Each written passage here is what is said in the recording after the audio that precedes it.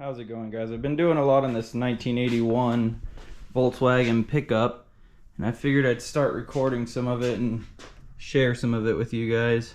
So I'm starting a YouTube channel to try and share the build progress of this thing.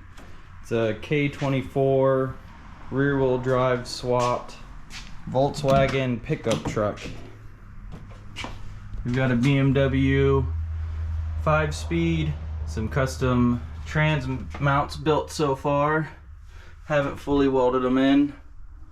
Got to find out what to do with the drive shaft. Gonna build a tunnel here eventually. Got a custom steering mount. Gonna have some Sparkos in here. Got to build a whole bunch of custom brackets. Got a bunch of the crap in the trunk right now. The hood and old steering column. Got a new tailgate for it eventually. Gonna get a lot of body work and stuff. Got a roll pan on it already. Nothing too crazy. Some nice wheels. Did a custom lowering block on the back, but we're gonna have to swap that out for Ford 88 that we're gonna have to narrow. So overall, it's been a lot of work, a lot more than I thought it was gonna be. Got a lot of custom parts going into it, lots of fabrication. We have a Ford Pinto steering rack in here that we got to fab up and flip these knuckles around so that the steering connection there is actually in the front. So we're going to swap the passenger and driver side so that they come up here, and that way we're able to hook up the tie rod ends. Should still work out pretty good. We'll put the brake in the back, but gonna have to do all custom brakes. Just lowered on coilovers right now. Not too many people make these rear wheel drive, at least not front engine rear wheel drive. Most people put the engines in the bed. My plan is to tub out the back so that the rear diff will fit. I know there's a bunch of crap in here right now, but I'm gonna have to cut a section out and tub that rear end for the Ford 88 to go in. It's just on jack stands right now.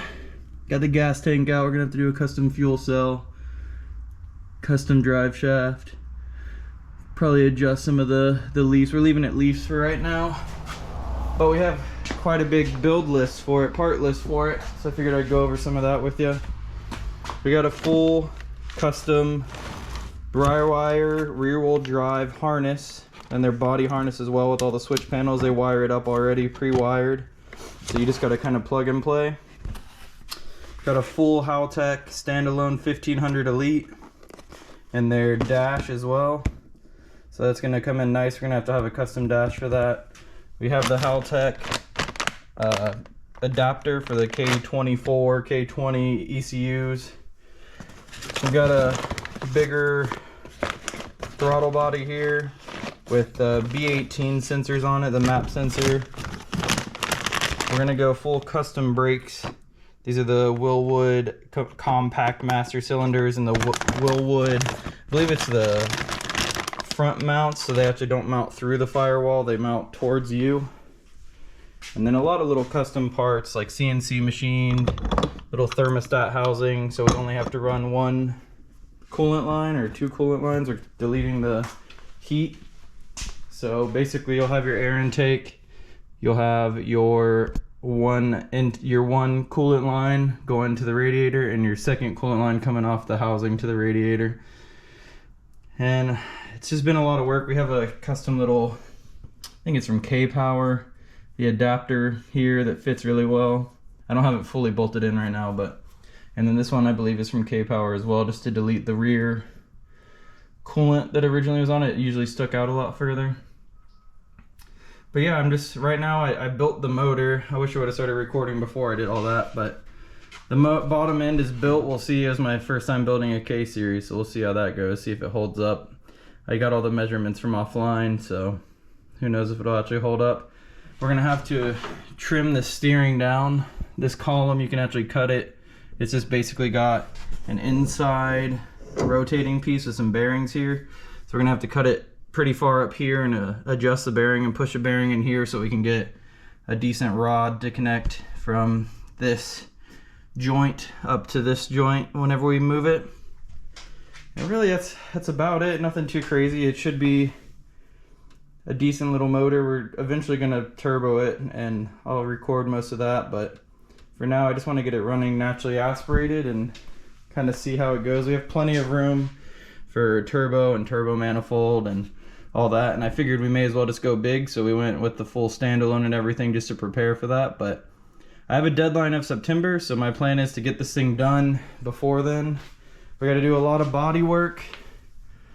There's quite a few dents and dings in this thing. We're gonna do paint, gonna get it all situated, and it should be a decent little truck. My plan is to take it out drifting. I live in Florida, there's quite a few drift events out here, and I figured it would just be different.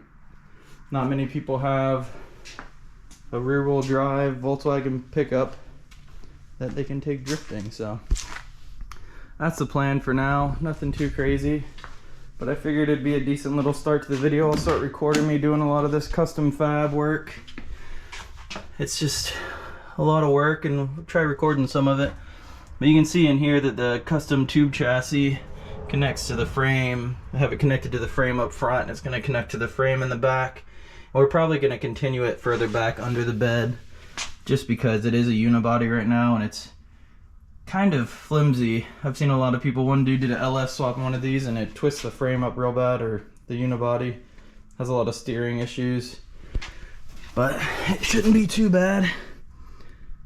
Got a lot of work ahead of me.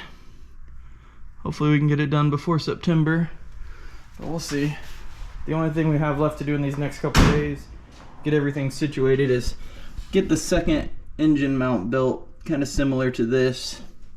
I just needed to find a spacer for it, and I got, it goes in this hole, and this hole, so these two need decent spacers to match up to this one, and then we'll connect it to the subframe here, the tube chassis that we built.